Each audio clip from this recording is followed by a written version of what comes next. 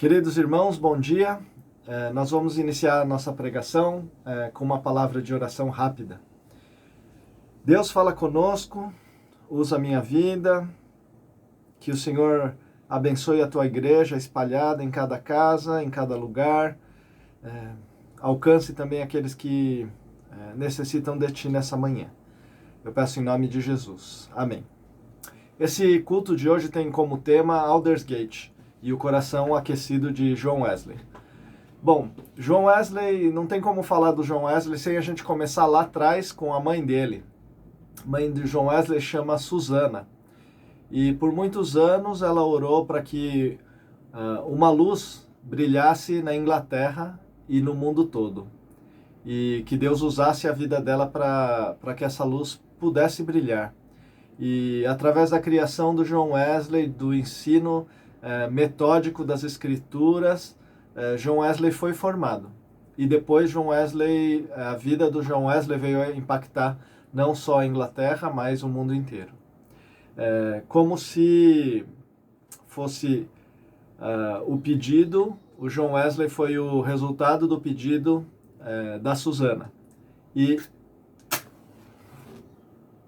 uma luz se acendeu na Inglaterra e depois se espalhou pelo mundo. A gente vai ver um pouquinho dos primeiros anos dessa luz que começou a brilhar. Lá em Londres tem um monumento, Aldersgate. Depois, se você buscar na internet, no Google, você vai colocar a imagem. É uma escultura em bronze que a tentativa é simular uma chama, e tem os dizeres dentro dessa chama de bronze gigante, mais ou menos 6 metros de altura. E a ideia era que John Wesley foi uma chama ardente.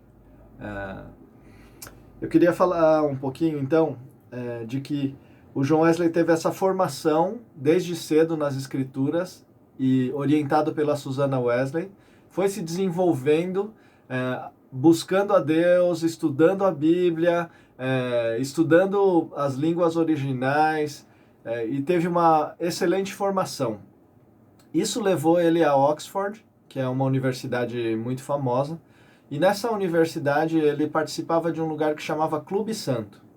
O Clube Santo era um grupo de amigos, de pessoas que queriam levar Deus a sério.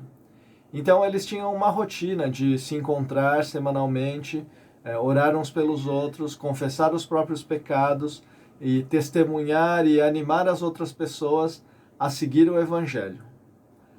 Eles eram tão metódicos e tão rigorosos na vida cristã que os colegas chamaram eles, na época pejorativamente, de grupo de metodistas.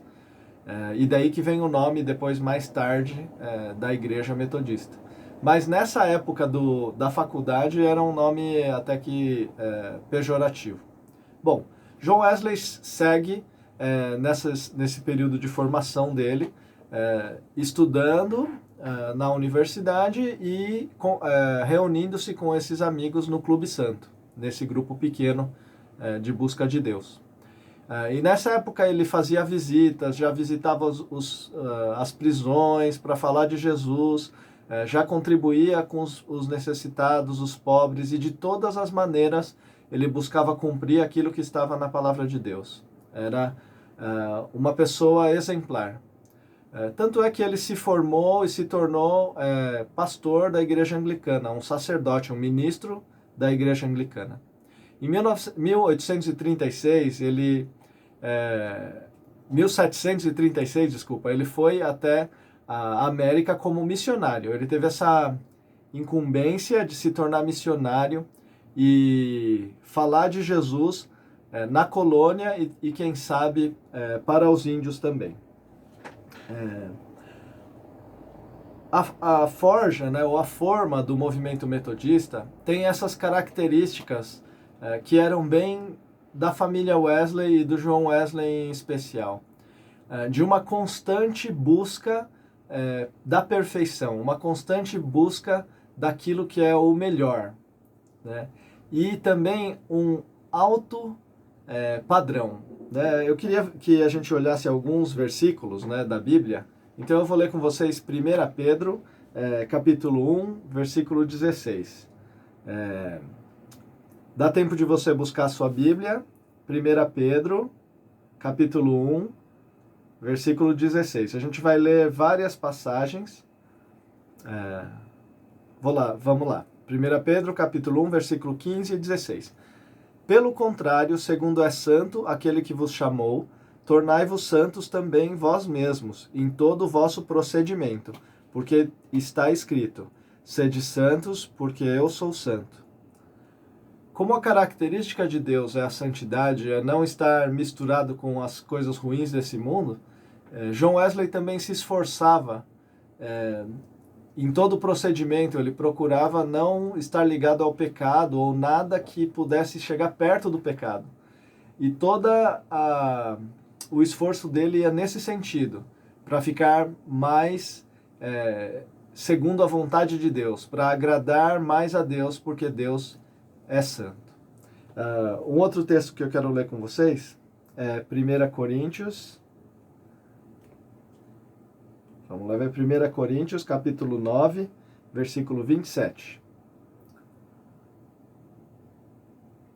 1 Coríntios 9, 27. Diz assim: mas esmurro o meu corpo e o reduzo à escravidão, para que, tendo pregado a outros, não venha eu mesmo a ser desqualificado. Assim como Paulo descreve a luta dele, né, contra o pecado, John Wesley também se esforçava para em tudo se dominar, em tudo conseguir ser fiel. Era muita dedicação mesmo do John Wesley na oração, na leitura da palavra e em cumprir todos os mandamentos. Realmente os metodistas eles ganharam essa forma de santidade e de buscar esforçar para atingir, né? A gente não vai abrir, né, mas Filipenses capítulo 3, versículo 12, capítulo 3, versículo 12, em diante, Paulo também fala, olha, não é que eu já tenha alcançado isso, mas eu prossigo, eu deixo as coisas que vão ficando para trás e eu estou indo para frente, prossigo para o alvo, né? Então, o John Wesley tinha esse esforço, essa pegada de buscar a Deus, de ir avançando, né? E uma outra característica dos metodistas é a busca pelo nível de excelência, né? Então, não é só o esforço, mas também o resultado, né? O nível do resultado tem que ser alto. Então, queria ler com vocês outros textos. Então, Efésios, capítulo 4. Vamos lá. Efésios 4, 12. Diz assim: com vistas ao aperfeiçoamento dos santos para o desempenho do seu serviço para a edificação do corpo de Cristo, até que todos cheguemos à unidade da fé e do pleno conhecimento do Filho de Deus, à perfeita varonilidade, à medida da estatura e da plenitude de Cristo. A ideia de que nós podemos crescer e devemos crescer é uma obrigação do crente, né? Chegar à estatura de Cristo.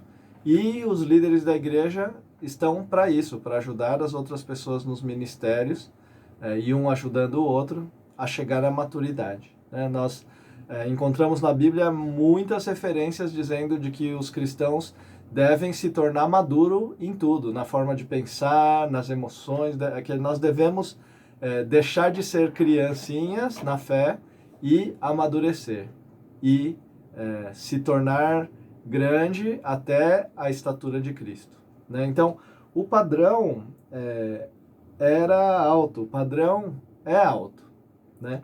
Quero ler outro texto com vocês, Mateus capítulo 5, vamos lá, Mateus capítulo 5, no Sermão do Monte,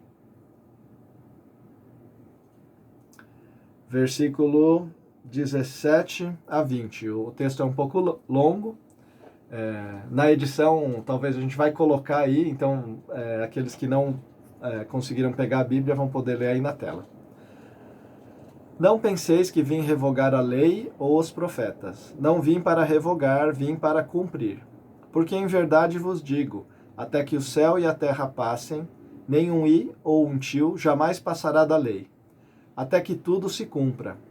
Aquele, pois, que violar um desses mandamentos, posto que dos menores, e assim ensinar aos homens, será considerado mínimo no reino dos céus. Aquele, porém, que os observar e ensinar, esse será considerado grande no reino dos céus. Porque vos digo que se a vossa justiça não exceder em muito a dos escribas e fariseus, jamais entrarei no reino dos céus. Jamais entrareis no reino dos céus. A ideia de que o padrão das escrituras deve ser seguido. Jesus não veio para revogar a lei no sentido de aboli-la. Não. Né? Pelo contrário, ela deve ser seguida. Toda a lei deve ser seguida. O Evangelho é aberto na medida em que você procura seguir a lei, você chega no Evangelho. A lei é o guia para você chegar no Evangelho. Bom, aqui algumas características então do João Wesley e desse movimento metodista que começou em Oxford no Clube Santo. É uma das raízes do metodismo. E João Wesley, então, a gente parou na história quando ele foi para a América. Na América, ele passou 2 anos. 36, 37, 38. 3 anos, desculpa. E nesse período, a fé dele foi confrontada com a realidade das pessoas e com a realidade dele mesmo, as próprias inseguranças. E ele percebeu que ele tinha necessidade não de uma fé só intelectual, mas ele tinha necessidade de uma fé do coração e ganhar convicções que ele não tinha, de paz, de ter sido aceito por Deus, de ter sido perdoado, e ele não tinha isso bem resolvido dentro dele. Na colônia onde ele foi pregar, ele foi meio que expulso. E as pessoas diziam que o John Wesley era sério demais, a religião dele era difícil demais, que ele era chato, entre aspas, né? E as pessoas não queriam mais que o John Wesley ficasse lá. Então, profissionalmente, como ministro da Igreja da Inglaterra, ele foi um fracasso, ele não conseguiu resultado, não conseguiu converter nenhum indígena. Pelo contrário, quando ele volta para a Europa, em 1738, ele volta numa crise terrível. Todo aquele esforço que ele fez não passou pela provação da crise. E John Wesley, então, volta para a Inglaterra fracassado e se sentindo muito mal. Muito mal. Vamos dar uma parada na história do John Wesley. Eu quero fazer um paralelo entre a cultura metodista e a cultura japonesa, né? A cultura Nikkei, de onde eu vim. Eu sou a 3ª geração de japoneses no Brasil, né? Então eu sou Sansei que fala. E olhando para mim, eu enxergo muito dessa cultura japonesa ainda, na maneira de pensar, na maneira de agir. A cultura japonesa impregnou em mim, né? Quando eu fui para o Japão, alguns anos atrás, chegando lá, eu percebi, puxa vida, é por isso que eu faço algumas coisas, ou penso de algumas maneiras, porque eu sou meio japonês, tenho alguma coisa de japonês. E alguns paralelos entre o metodismo e a cultura japonesa, eles, para mim, ficaram muito, muito claros. A cultura japonesa valoriza também a melhoria contínua. Que você deve se esforçar para conquistar as coisas, que você deve decidir, ir atrás, batalhar, usar o seu esforço para conseguir aquilo que você quer, aquilo que é o seu sonho, né? Então você deve se esforçar e trabalhar metodicamente para chegar em algum lugar, né? Vocês que são descendentes de japonês devem saber o que eu estou falando, né? Os pais sempre querem que você estude mais, sempre querem que você vá além, que você se esforce mais e que isso não tá bom e que você deve ir em frente, né? Sempre tem um incentivo, digamos assim, de você ir melhor que os outros, de você se esforçar mais do que você se esforçou até agora, né? Tirou 9, legal, mas não foi 10, né? Deve se esforçar mais, né? E também pelo exemplo, né, de que os nossos pais, os nossos avós trabalhavam e se esforçavam e não desistiram e correram atrás dos sonhos para que os filhos estudassem, para que os netos estudassem. Então, toda essa característica de esforço, de busca, né, pelo melhor também, né, pelo alto nível, tudo isso tem na cultura japonesa muito presente. Então, as duas características que eu citei do metodismo, né, que é a busca da melhoria, sempre vamos melhorar, sempre vamos atrás daquilo que vai nos ajudar a melhorar, né?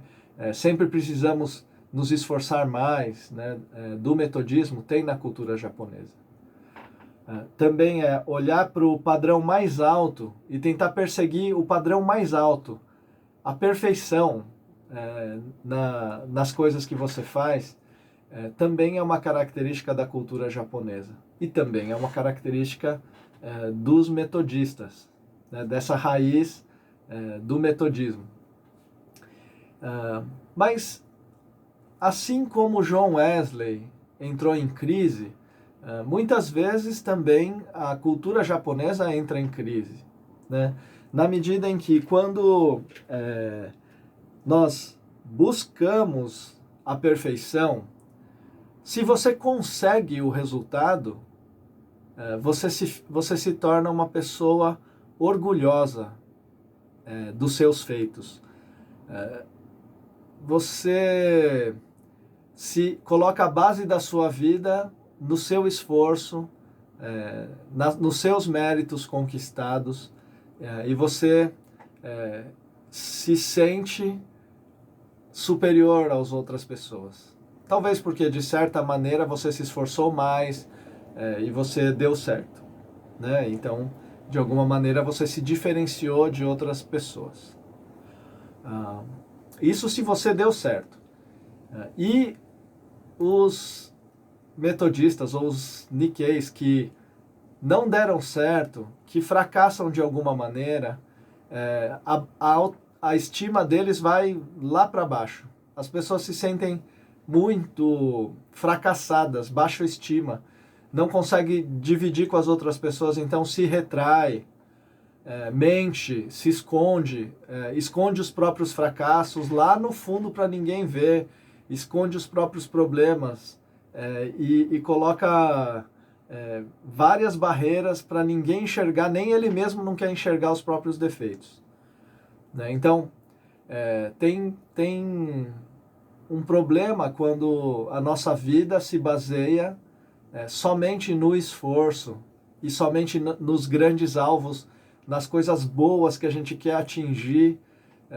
Quando a nossa vida se baseia só nesses padrões altos, ainda que de religião, ainda que bons, e no nosso esforço, vai produzir um orgulho, né? A Bíblia descreve bem esse tipo de orgulho no partido dos fariseus, né? Eu quero ler um texto com vocês, Lucas capítulo 18, versículo 10.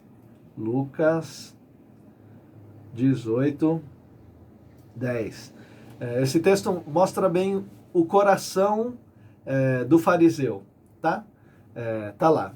Opa, desculpa. Isso, 18:10 em diante. 2 homens subiram ao templo com o propósito de orar, um fariseu e outro publicano. O fariseu, posto em pé, orava de si para si mesmo desta forma: Ó Deus, graças te dou, porque não sou como os demais homens, roubadores, injustos e adúlteros, nem ainda como este publicano.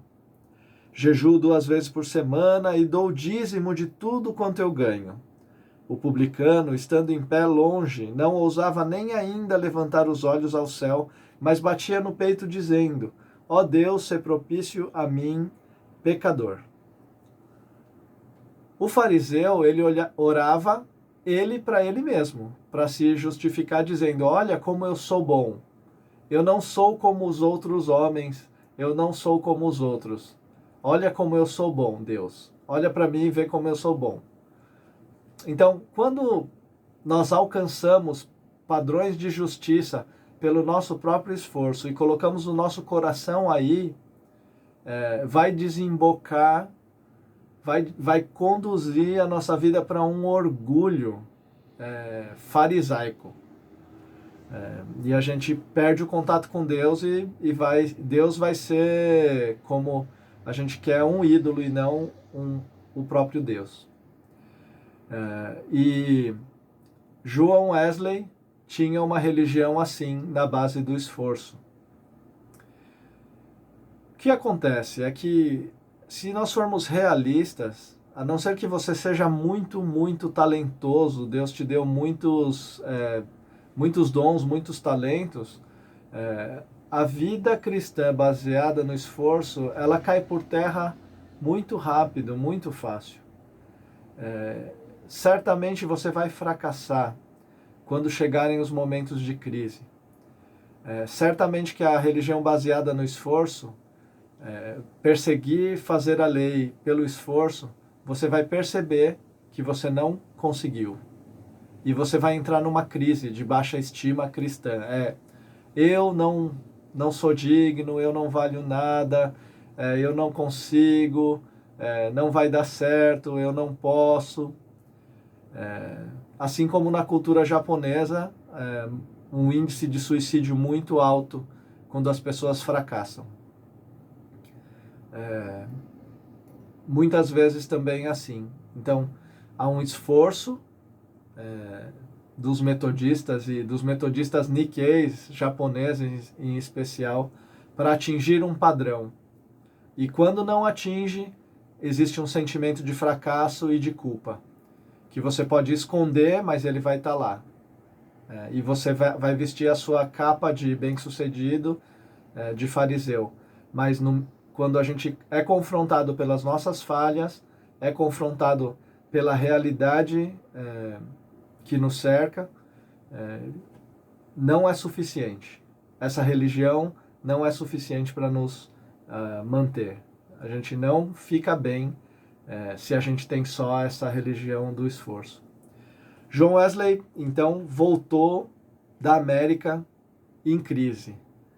Na América, ele encontrou os limites da religião baseada no esforço.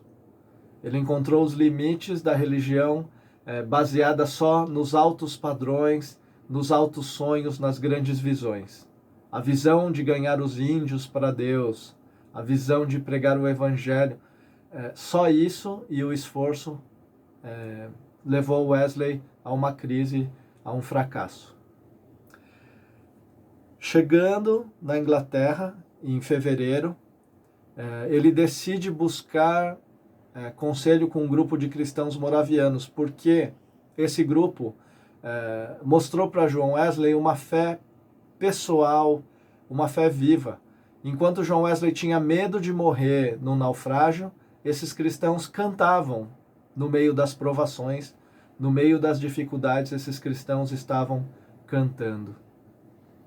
Isso chamou a atenção do John Wesley. John Wesley foi atrás desse grupo para entender por que esses cristãos eram tão diferentes, porque eles tinham essas convicções assim de em vez de sentir medo, estavam adorando a Deus, né? O que é isso?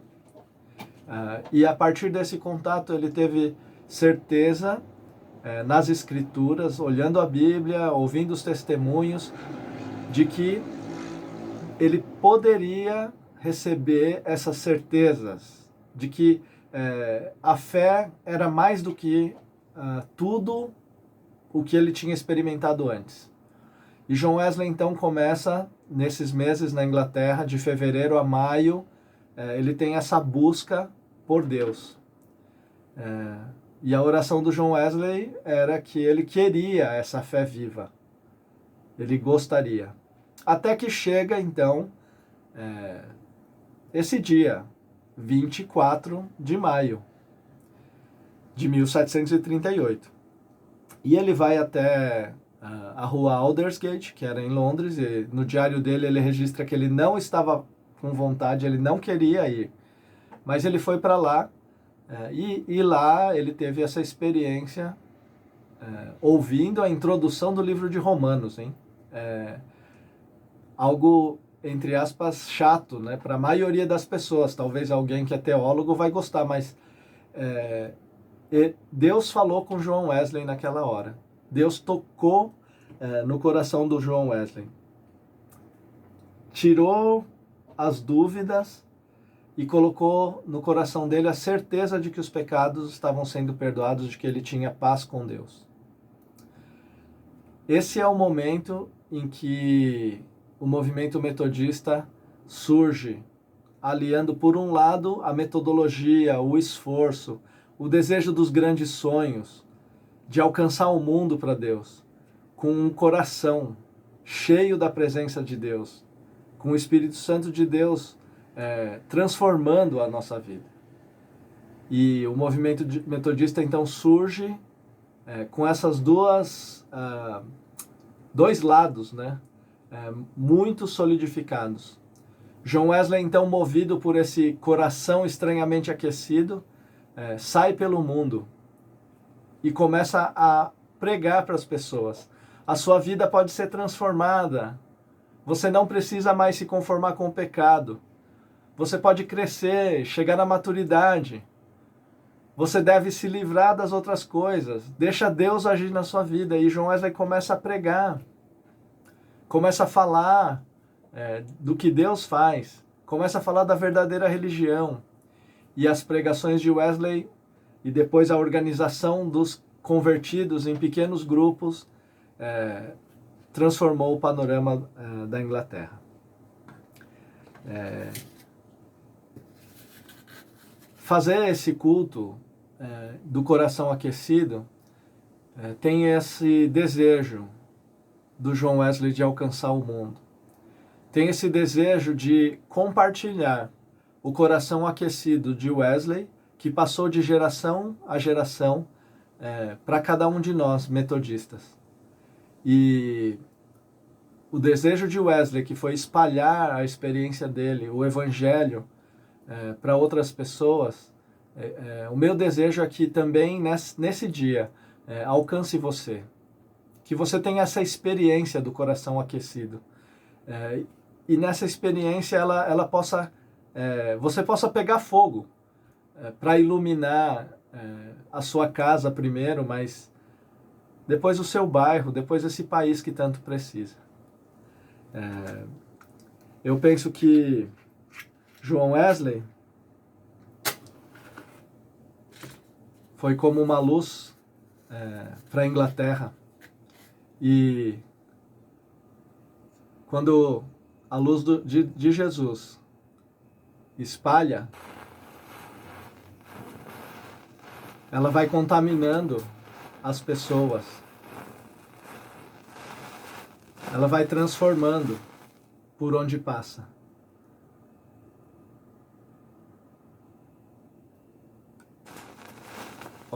Pode demorar um pouquinho, mas ela vai se espalhando. Saindo de onde você está até os confins da terra. Que o coração aquecido de John Wesley contamine a sua vida, o nosso concílio, esse Brasil e o mundo inteiro. Deus abençoe vocês. Deus abençoe todos nós.